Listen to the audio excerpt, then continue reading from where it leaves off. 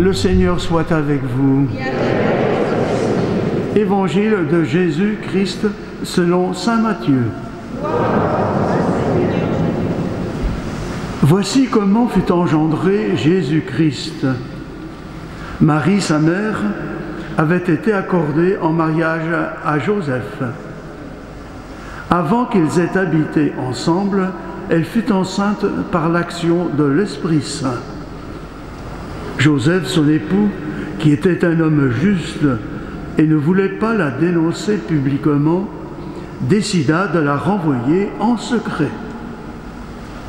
Comme il avait formé ce projet, voici que l'ange du Seigneur lui apparut en songe et lui dit : « Joseph, fils de David, ne crains pas de prendre chez toi Marie, ton épouse, puisque l'enfant qui est engendré en elle vient de l'Esprit Saint. Elle enfantera un fils, et tu lui donneras le nom de Jésus, c'est-à-dire le Seigneur sauve, car c'est lui qui sauvera son peuple de ses péchés. » Tout cela est arrivé pour que soit accomplie la parole du Seigneur prononcée par le prophète : « Voici que la Vierge concevra et elle enfantera un fils. On lui donnera le nom d'Emmanuel, qui se traduit Dieu avec nous. » Quand Joseph se réveilla, il fit ce que l'ange du Seigneur lui avait prescrit. Il prit chez lui son épouse. Acclamons la parole de Dieu.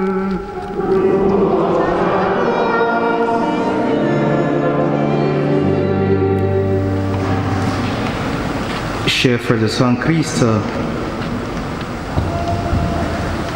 nous avons médité tout au long de ces 4 dimanches de l'Avent, d'abord sur la vigilance, c'est-à-dire rester éveillé, nous tenir prêts à accueillir le Christ qui vient chez nous. Lors du 2e dimanche de l'Avent, nous avons médité sur la patience. Prendre le temps de préparer notre cœur à la venue de Jésus-Christ parmi nous. Et puis dimanche dernier, sur la joie que nous procure cette venue. Chers frères et sœurs en Christ, la liturgie de ce dimanche nous invite à méditer sur la mission et la place de Saint Joseph dans le projet du salut. Cet homme dont on ne sait rien ou pas grand-chose. Les évangiles de Saint Marc et Saint Jean ne mentionnent jamais son nom. Saint Luc fait 2 ou 3 références aux parents de Jésus. Il n'y a que Saint Matthieu qui parle de Saint Joseph dans ces 2 premiers chapitres. Joseph est nommé 4 fois. La première, c'est dans la généalogie de Jésus-Christ qui se termine ainsi. Jacob engendra Joseph, l'époux de Marie, de laquelle est né Jésus, qu'on appelle le Christ. Les 3 autres, chers frères et sœurs, sont dans les circonstances identiques. C'est-à-dire, toujours, un ange lui apparaît en songe et lui adresse une demande. La première demande, c'est d'accepter de prendre Marie pour épouse. Et c'est le passage que nous venons d'entendre aujourd'hui. La deuxième, c'est de fuir la colère d'Hérode et de se cacher en Égypte avec Marie et Jésus.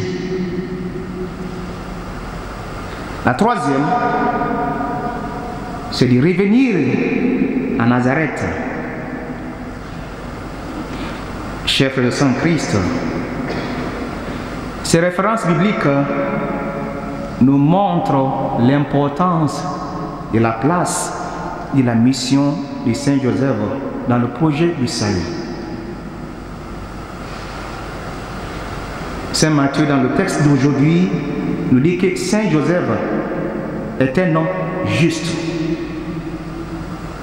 Qu'est-ce que ça veut dire, juste? Dans le langage actuel, être juste, c'est être équitable dans ses actions. Mais dans le langage biblique, ce mot juste est très souvent employé et signifie davantage ajuster. Ajuster à la volonté de Dieu. Autrement dit,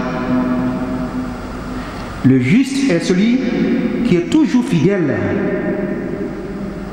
qui sait conduire sa vie selon la parole de Dieu, qui écoute la voix de Dieu. Le juste, c'est aussi celui qui est justifié devant Dieu, c'est-à-dire qui fait advenir la justice de Dieu, ou dit autrement, qui vit exactement ce que Dieu attend de lui. Chers frères et sœurs en Christ, dans le texte que nous venons d'entendre, Dieu demande à Saint Joseph d'abord d'accueillir Marie chez lui.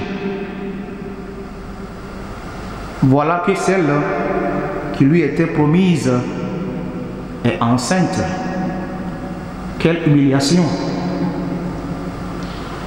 La coutume et les traditions de son pays proposent à Saint Joseph de répudier Marie afin de se soustraire lui-même au scandale. Mais alors pour Marie, le sort promis est la lapidation, la mort. Un homme sage et juste, et certainement avec une grande tristesse, elle avait donc décidé de répudier Marie en secret. Ainsi, elle, Marie, ne sera pas dénoncée publiquement. L'honneur de Saint Joseph sera préservé, ainsi que la vie de Marie. Chers frères en Christ, Saint Joseph nous apparaît ici plein d'humanité. Plein d'humanité. C'est en cela qu'on peut le considérer comme un modèle d'époux. Mes frères en Christ, cette solution ne convient pas du tout à Dieu. L'enfant que Marie porte, c'est son fils. Celui qui sera reconnu comme le Christ, le Messie, que tout le monde attend. Le projet de Dieu, chers frères et sœurs, ne peut pas se manifester dans la honte, ni dans la dissimulation. Mais au contraire, il doit apparaître au grand jour, dans la vérité. C'est pourquoi, frères et sœurs, il ne lui demande rien, moins que d'adopter Jésus comme son fils.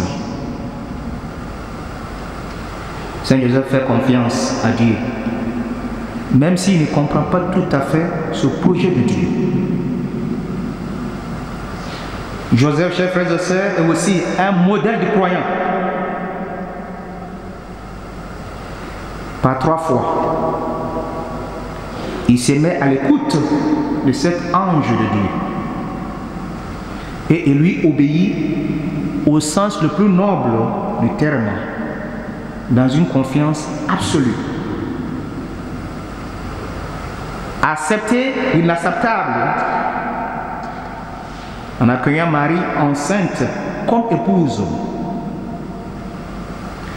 Consentir à tout quitter pour partir en Égypte et mettre à l'abri cet enfant mystérieux. Et enfin, revenir à Nazareth sur la seule parole de l'ange, lui disant que tout danger est écarté. Joseph a placé toute sa foi en Dieu, de manière totalement désintéressée. Saint Joseph s'efface, disparaît, pour laisser place à cet enfant qu'il élève littéralement. Il consent à rester dans l'humilité pour qu'il advienne le règne de Dieu. Alors, chers frères et sœurs, gardons de Saint Joseph cette image du modèle d'homme juste qui reste pour nous aujourd'hui. Puissions-nous particulièrement en ce temps où nous fêtons la venue de Dieu parmi nous, imiter ce grand croyant qui est Saint Joseph, homme juste dans nos vies de tous les jours, en nous mettant comme lui à l'écoute de la parole que Dieu nous adresse de multiples manières. Dieu des surprises et de l'étonnement. Rends notre cœur docile à tous les mouvements de ta grâce. Renouvelle notre intelligence et rend toutes nos pensées captives à ta sagesse. Accorde-nous l'obéissance et le jugement, qui n'est pas une abdication de la raison, mais une révérence faite à son Maître et Seigneur, toi qui es vivant dans les siècles des siècles. Amen.